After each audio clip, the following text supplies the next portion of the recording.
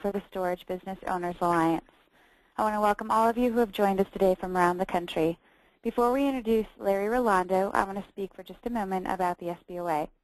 The founders of the SBOA, Ian Bernstein and David Levenfeld, are on the front lines of operating multiple storage facilities every day, and in turn, they're responsible for the bottom line results at those properties. The recent financial crisis has forced all of us to address issues of cost control and competitiveness. This is achieved via the enhanced buying power of the SBOA. We have over 2,500 member facilities, and we're about the size of a large self-storage REIT. Simply put, our entire goal is to create strength in our buying power, which cuts costs and improves profitability. Additionally, by joining together, owners of all sizes and numbers of facilities have access to cost-saving opportunities that they would not ordinarily have. For the SBOA to be successful, the SBOA must also deliver value to our vendor partners. We do this by lowering our vendors' cost of customer acquisition, in part by providing the vendor with a group of like-minded and motivated self-storage owners and operators, and by providing the vendor the opportunity to market directly to you. The relationship between us is win-win. The vendor increases sales volume, and our members get advantage pricing. At this time, I'd like to introduce one of our proud vendor partners, Larry Rolando. He is the Vice President for OpenTech Alliance. Pioneers in the self-service technology, OpenTech Alliance is a leading developer of innovative rental solutions for the self-storage industry. Their trail is blazed by offering facilities 24-hour sales and service convenience through a complete line of Insomniac self-service kiosks. Today, the innovation continues with a full range of self-storage rental solutions that include 24/7 payment and rental stations, day and night sales and service support, renting units straight through your website, which is no third-party commissions, automated overlock devices, or no more lock checks, individualized unit security and access, no more overlocks or alarms needed. They also offer a series of self-storage software products through the industry's first and only self-storage cloud. Immediately after the presentation, you have the option to ask questions, and Larry will answer them for you. To ask a question, simply type it into the question panel, and we will answer them at the end of the presentation. Any questions that are not answered in the webinar will be answered via email afterwards. Today's session will last approximately 30 minutes, with 10 minutes of that being dedicated to questions and answers. It is now my pleasure to turn the time over to Larry Rolando. Larry, welcome. Thank you, Teresa. Can you hear me okay? Yep. Okay.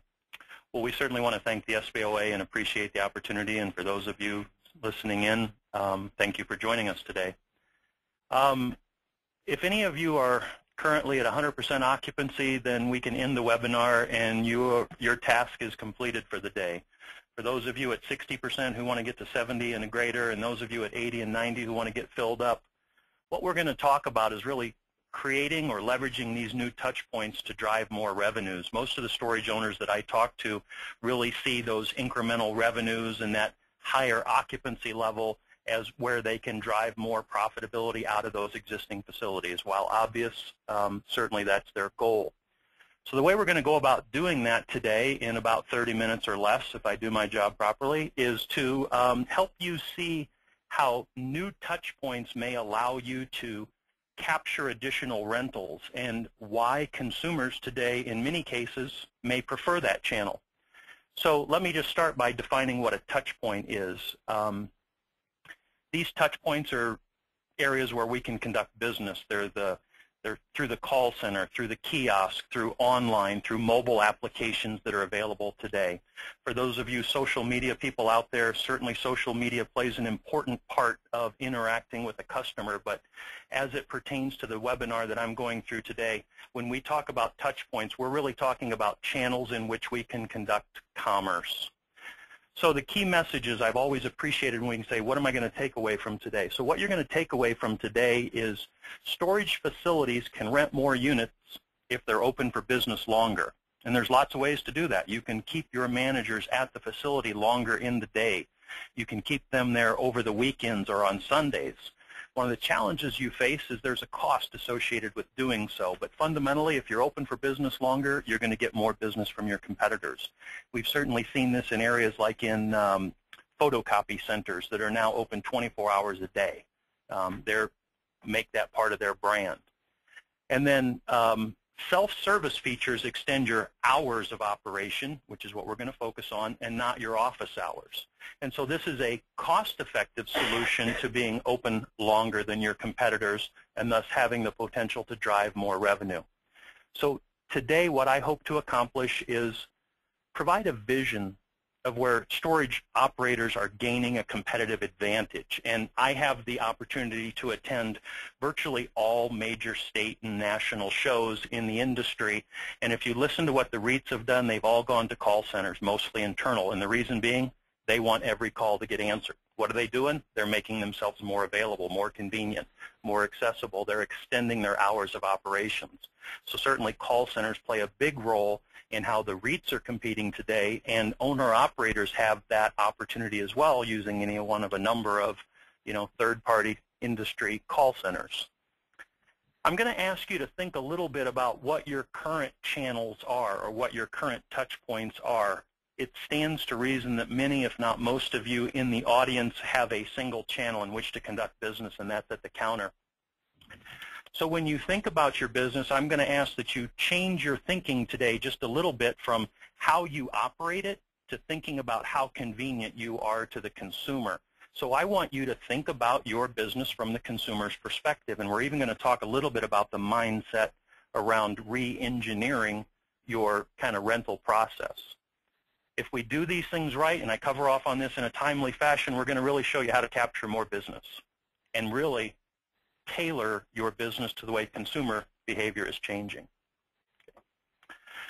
So let's take a quick look at how business has been done for the last 6 or 7 years that I've been in the market, and frankly for the 30 years or 30-plus years that the industry's been around. It is, can I get you down to the counter? Can I get you to show you that unit? Can I rent that unit to you?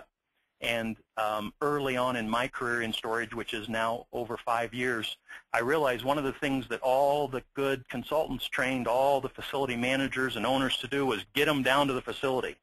And I was talking with the guy yesterday, we got to get them down to the facility because we got to get them there to rent the unit. That's where commerce is conducted. So that was really the objective, and certainly the consumer needed to come down to the facility. So historically, that's the way we've always done business, and for many customers, that's the way you're going to continue to do business.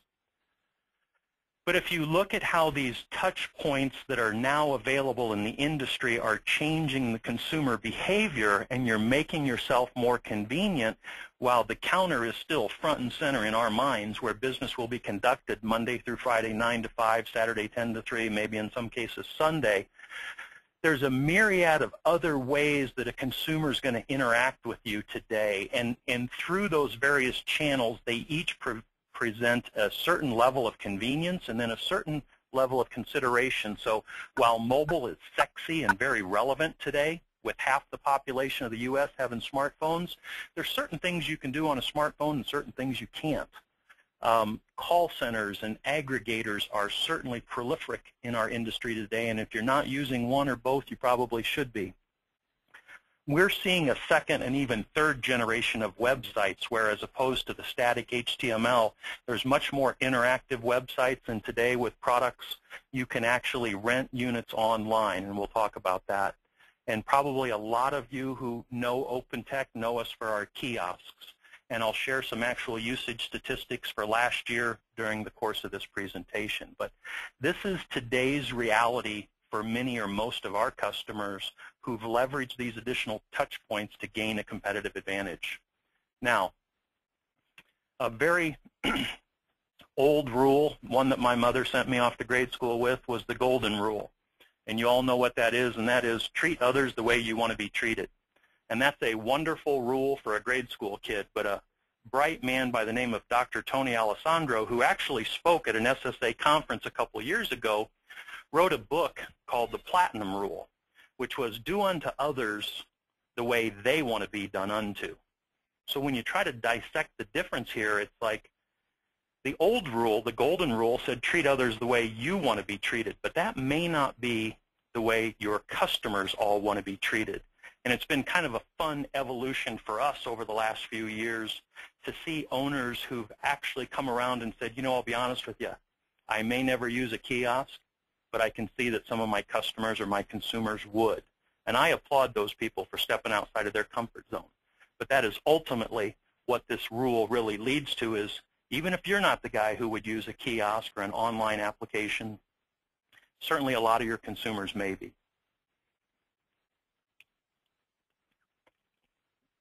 So How are we going to rent more units? Because at the end of the day, that's what matters. If you think about your traditional customers, most of them will tell you that it's location-based, and we've got some statistics on that. And along with that, you've got a certain amount of competitors that you all know, and hopefully you shop and you know how to differentiate yourself.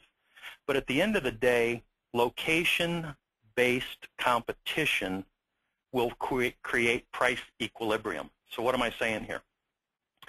You may be able to charge more for your facility, but not twice as much or not 3 times as much as your competitors. Or ultimately, you're going to see that competitor fill up his facility, he'll raise his price, and then you achieve price equilibrium. A lot of these traditional customers, and they're still a big part of the market, and I've tried to loosely represent in blue those traditional customers are probably 2 out of 3 people. We're looking at how do we capture that extra person, that 1 out of 3 in my graph here. And again, nothing scientific here. I'm just trying to demonstrate a point. But typically that business is going to be taking place because of location, and it's probably going to be taking place at the counter.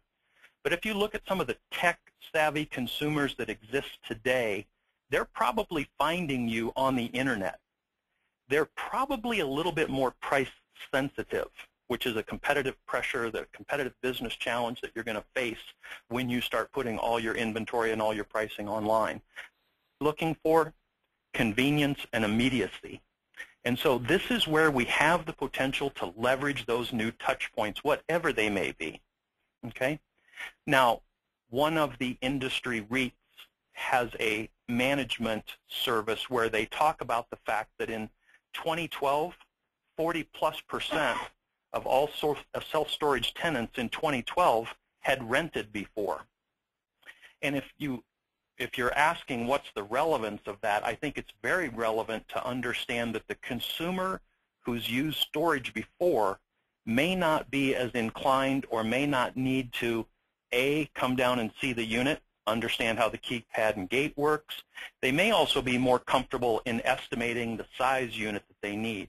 And again, I'm not saying this is in all cases, but the REITs study showed that somewhere north of 40% of all people who rented from them in 2012 had actually stored before.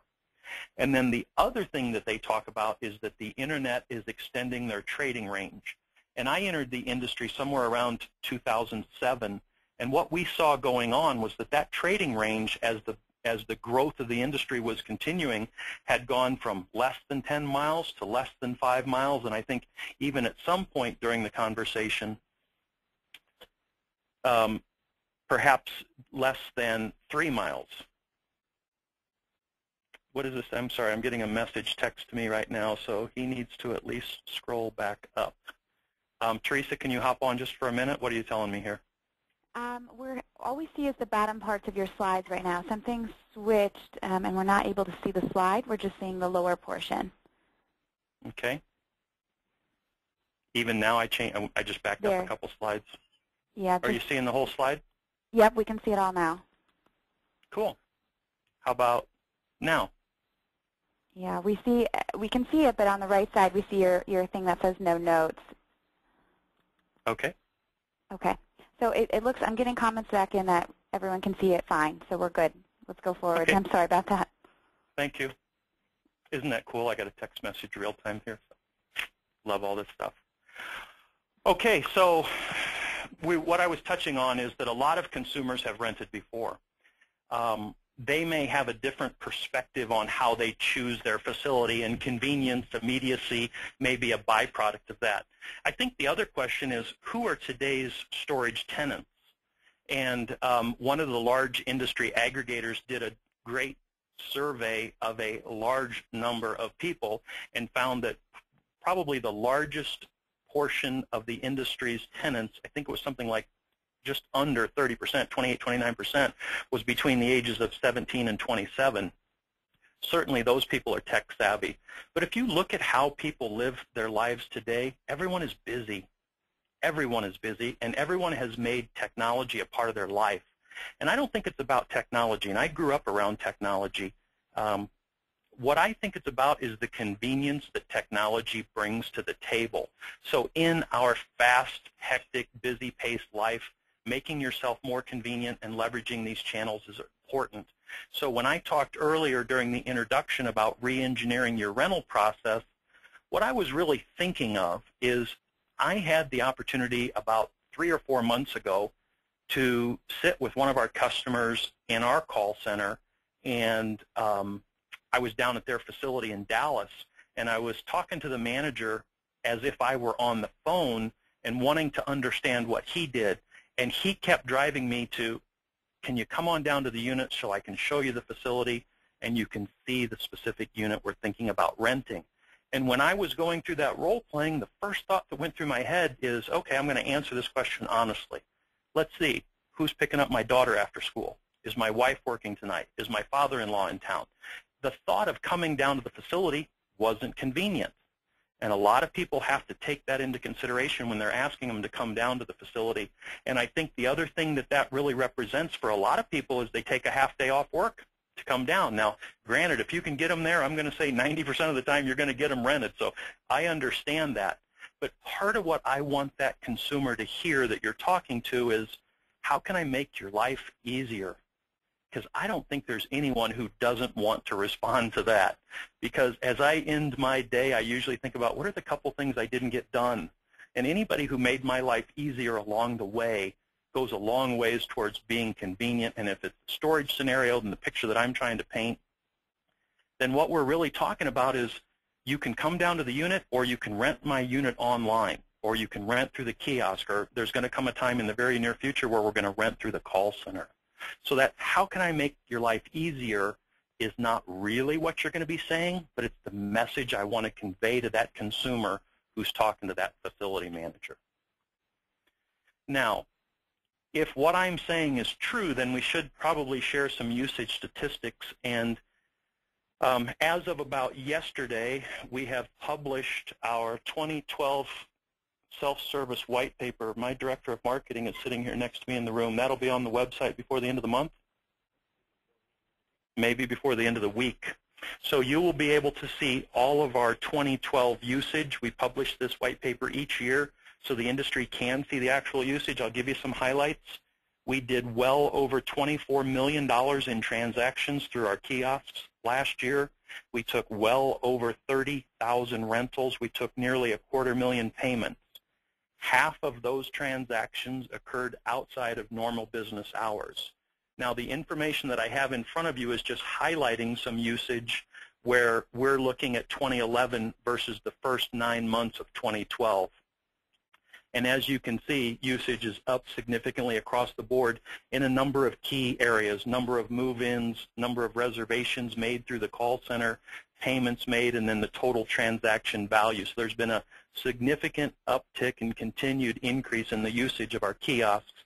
And again, all of that information, if you're interested, would be available in gory detail in a white paper I produced that'll be on our website before the end of the week.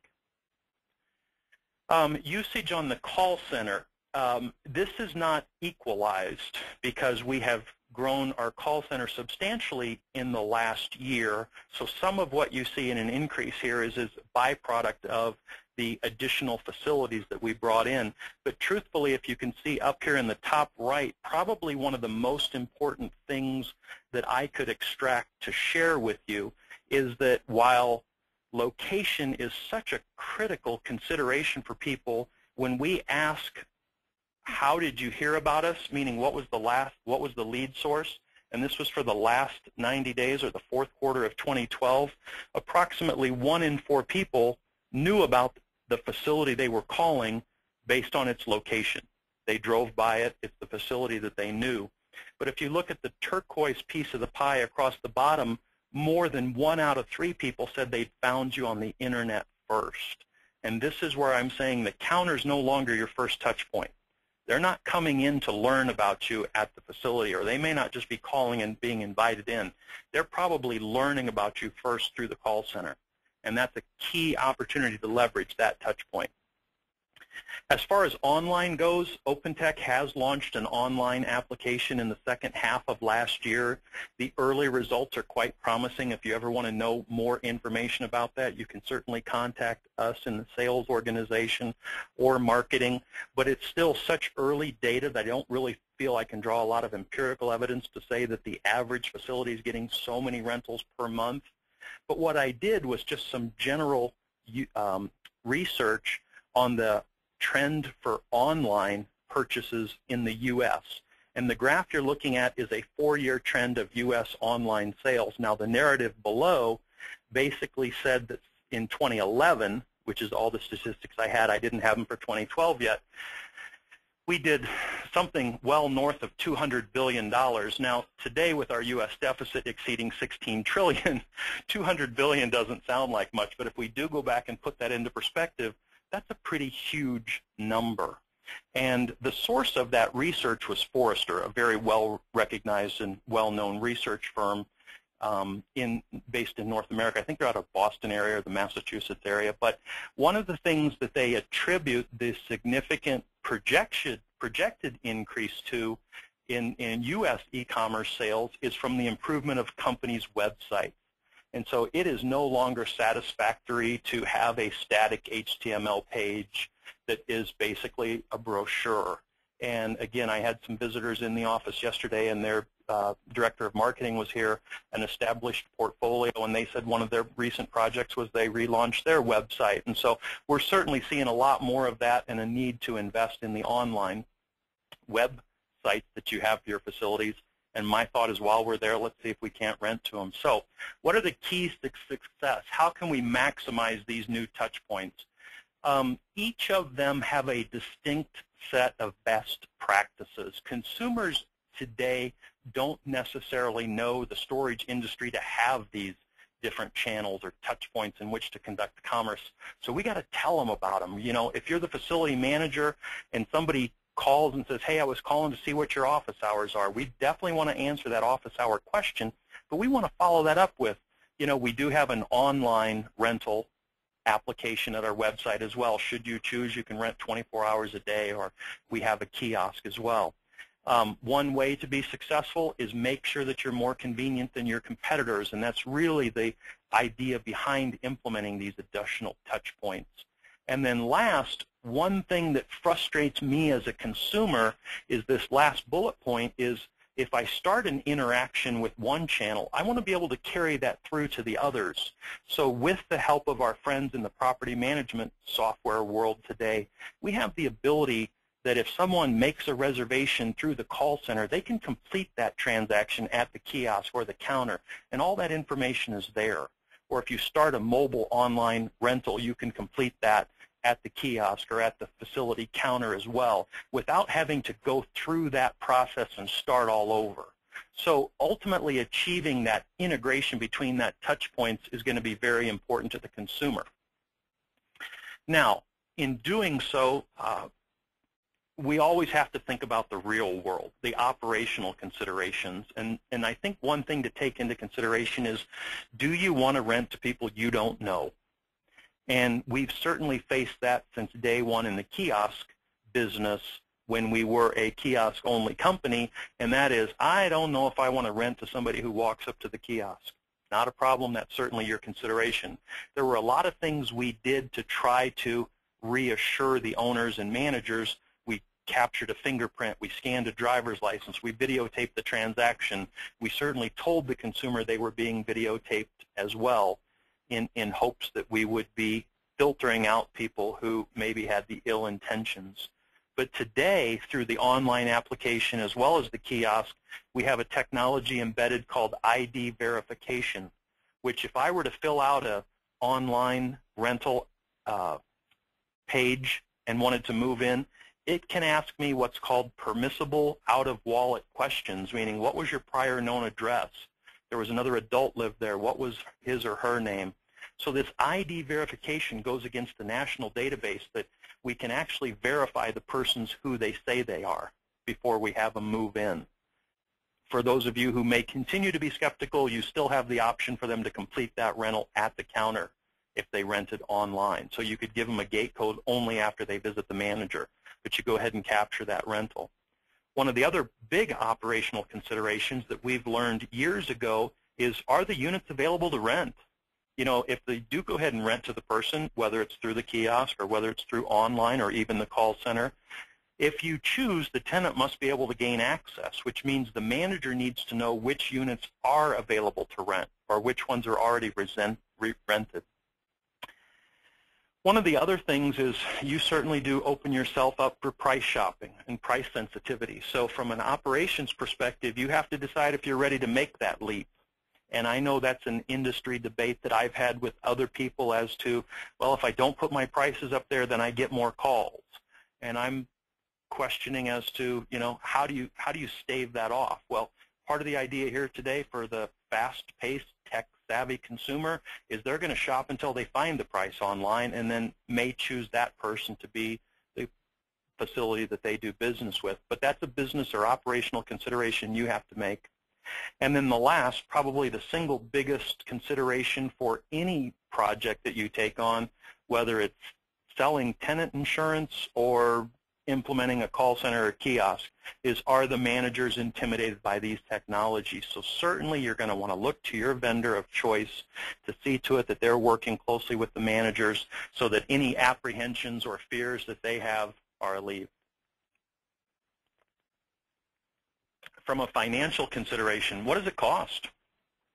None of these are free, and like anything else, requires some sort of an investment on your part.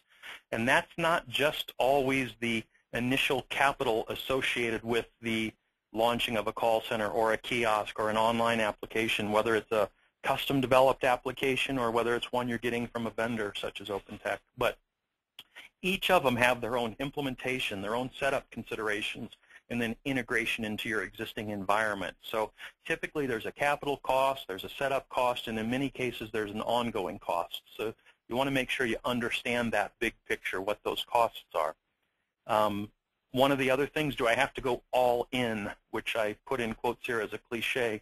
This isn't an all or nothing proposition. It doesn't have to have all these different touch points implemented at one time. You may choose to start out with an online application or just start out with an aggregator.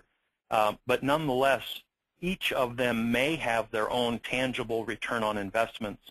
And many times the vendor will be able to provide you a spreadsheet where you can kind of put your own numbers in there. One of the things that we inevitably talk about then as a financial consideration isn't just driving additional top-line revenue. We're really looking at, can you repurpose or reduce staff?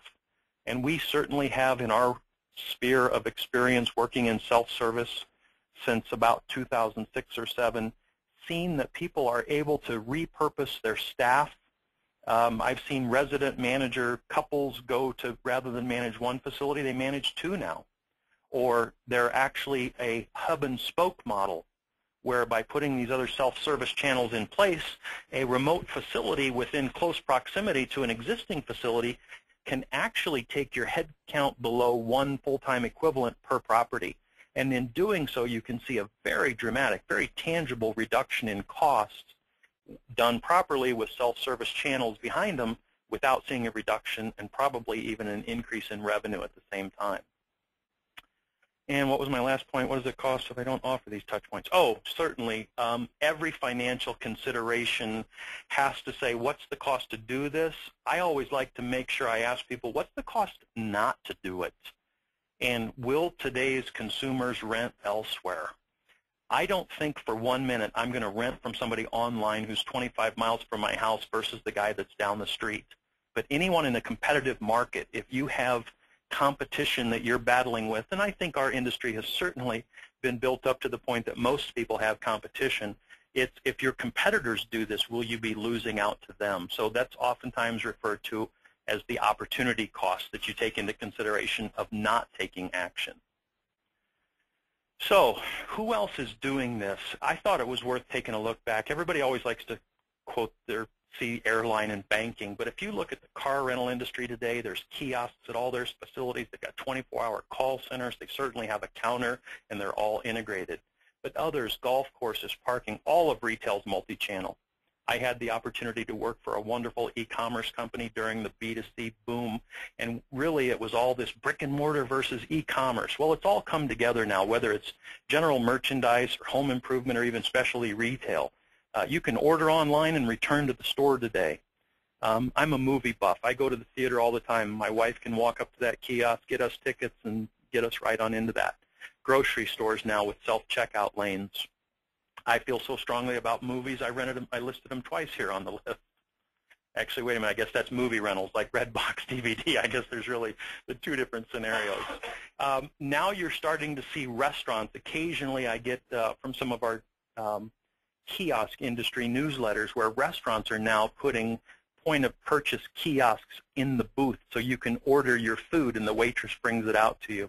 And certainly hotel and hospitality who've been doing it for years. So this whole idea of multi-channel isn't new to other industries, and my argument is it isn't new to the consumer either. So again, the idea that you make yourself more convenient. So in summary, I'm looking right at half past the hour.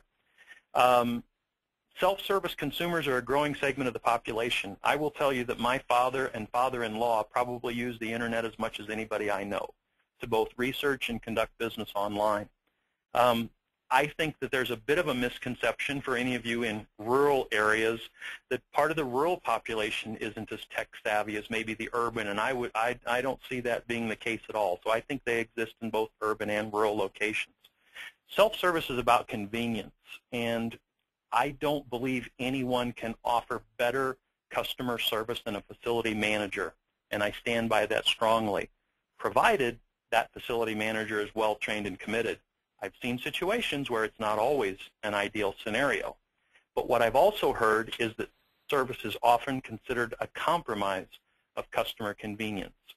My argument is make it part of your brand. You're actually extending your hours of operation and you're making yourself more convenient. So whether you choose to run an unmanned facility or whether you choose to use these channels to augment your existing staff is your business. Certainly in facilities of a given size, you're going to want to have or need to have a facility manager there. There's just no arguing that point. So really what these other self-service channels are offering you is an extension of convenience, and I think you need to make that a part of your brand.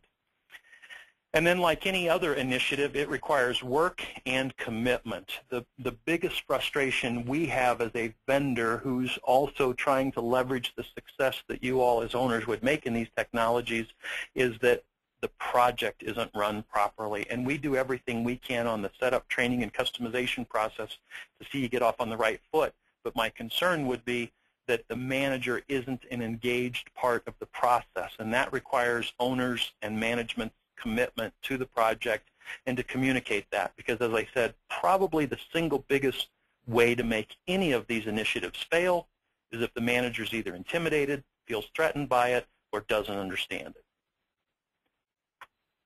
So with that now, Teresa, hopefully still on schedule, I can turn that over to the group and open this up for any questions.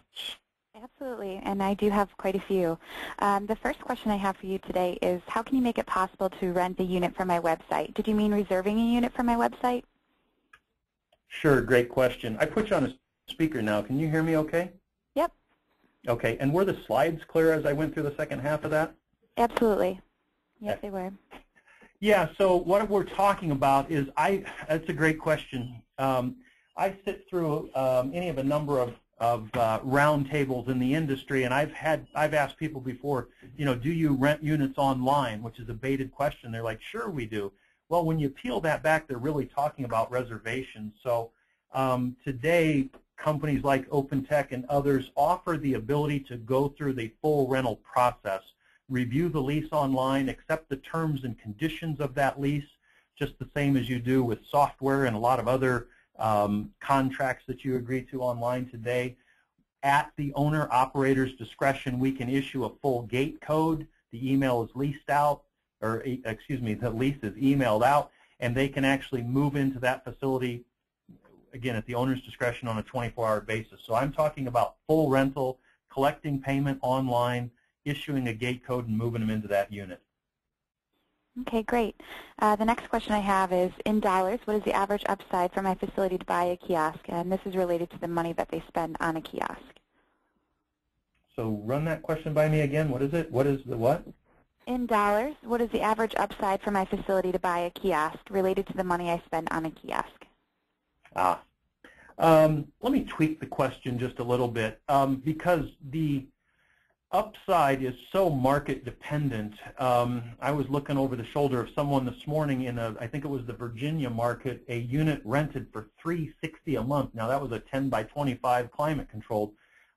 You're probably not going to get $360 a month for a 10 by 20 in Topeka, Kansas, but the cost to implement a kiosk is much the same. So what I can share with you, and again with real good empirical data to back this up, is we average more than 4 rentals a month per facility per kiosk. And so what you need to, what the base or the origin of this question is, what is a rental worth to me times 4? Now, the other thing that's happened on the kiosk side of the world in the last few years is our cost point to get into the kiosk market has dropped well below $10,000. We have 2 viable machines today well under $10,000. So I don't want to be evasive, but it's really what's your average rental worth, meaning rent roll divided by units times life of the customer, and then which kiosk do you implement. But typically we will show a 1 year or less return on investment. So that might be the best answer I've got for you in the end. That was a good answer. Thank you. Okay, my next question is, what successes are facilities having with renting units online? Yeah, I'm glad somebody asked that question because while I didn't put that information up in the webinar only because we have probably something like a dozen or more accounts with several dozen facilities running online, and we've seen pretty good initial return or results. 2 to 4, in some cases on the high end, 6 or 7 rentals a month per facility taking place. And in some of those cases, I've contacted the owner to say, wow, you're renting 6 or 7 units online. That's a little beyond what our expectations were. Did you used to get a lot of reservations? And I would have expected him to say yes. He actually said, no, I didn't used to get a lot of reservations. But I think what's happening is, again, as validation of what I'm trying to convey in this webinar, is consumers have gotten to the point where they're more mature in the industry or they're a more tech-savvy consumer. They're willing to conduct business online, get that off the table, and move on to the next task for the day. So early results are good, and I hope next year, Teresa, when we do this webinar, I'm going to have the actual results for 2013 up there for you. Okay, great. Then another question I have is, if I'm not happy with my occupancy, what one product will help me bring in more new rentals, the kiosk, the call center, or online? Ooh. I'm going to qualify that by saying I'm not sure I can answer it, just so you know. I would say the call center is a must in today's world. So in that regard, I think call center probably needs to be the first port of entry if you don't have one. And the reason I say that is, forget tech-savvy, fast-paced consumers. I don't know a lot of people who leave messages anymore. You know, so if you were home at 6 o'clock at night and you were calling hoping that somebody answered their phone at one of the facilities, and you had 3 to call and you called the first one, would you leave a message or would you call the second one? You're going to call that second one, and if they've got a call center to pick that phone up after hours, you may feel like you achieved or satisfied what your objective was, and that's you got a unit reserved and you're moving in on Saturday. So I guess I would probably put gun to my head, say call center would be the one thing that you probably need to look at first. Okay. I have another question, and I hope I'm doing this one justice, but from a security standpoint, can you speak to the acceptance of cash on the kiosk, the dangers and percentage of payments in cash typically? I sure can. Like I said, we just punched out this year's white paper, and that's all spelled out in there. More credit card is used as a higher percentage of move-ins than existing payments, and I have a theory for that is during moving time, people may be a little tapped out, and they're actually using the credit card not as a convenient commerce method, but they need the line of credit. So cash and check are used less at move-in. However, once an account is established, cash and check exceed the percent, and again, that's based on nearly 250,000 payments that we took last year. So as far as the security side of it, the actual bill acceptor is probably one of the most, how do I want to say this, it's probably one of the components I'm most confident of. We don't actually make the bill acceptor, just like, you know, Chevrolet doesn't make alternators. We source that bill acceptor from a reputable manufacturer in the industry, MEI, and these are basically the same bill acceptors that you would see in the casinos. And so the chance of a fraudulent bill going through there is virtually nil at this point, and I say that with a fair degree of confidence. Long-winded answer to your simple question. I have another one too. What states do you have local representatives? I know that you're a national company, but which states do you offer local representatives? Mike Connolly used to live in New York, and I used to live in Chicago, and the rest of the company was out in Phoenix, but Robert twisted our arm with the beautiful sunshine and the 72-degree sunny skies, and so all of us are now in the great state of Arizona in our corporate headquarters in Phoenix. But if anybody wants us out into any state in the country, we'll come see them. Okay, great. And do your machines give back cash while making payments? Good question. They don't. And I want to make, the reason it's a good question is people might want them to. So let me explain why they don't. Or first of all, let me explain how we handle that. If somebody's rent is $69 and the admin fee is $10 and the insurance is $9, they should have $78 to move in. Is that correct? $69, $79, $88. They need $88 to move in. Am I right? I think it. So they may have, my marketing guy said I'm always right, but he's on the payroll. So if I got $88 to move in, I may not have $88. I got $90. So how is it handled is the first part of the question, and that is you're going to stick $90 in cash in there. You're not going to get $2 back. But the next month when you come to make that payment, you will have your rent amount due less $2. And so the cash consumer has the option to know what his amount due is and pay with the actual amount, or accrue whatever balance goes into next month. Now, when it comes time to move out, if there's any credit balance, they have to move out with the manager. And so any cash balance can be settled up. We always say it's in escrow. I don't think that's the appropriate use of the term escrow, but it's an account balance is left. Now, why do we do that? The fundamental reason we do that is because if we made change, you'd have to have cash in the kiosk to make that change. And that's where some of the concern comes through about the kiosk being broken into. ATMs in North America in major cities can have well north of $100,000 in them on a Friday night.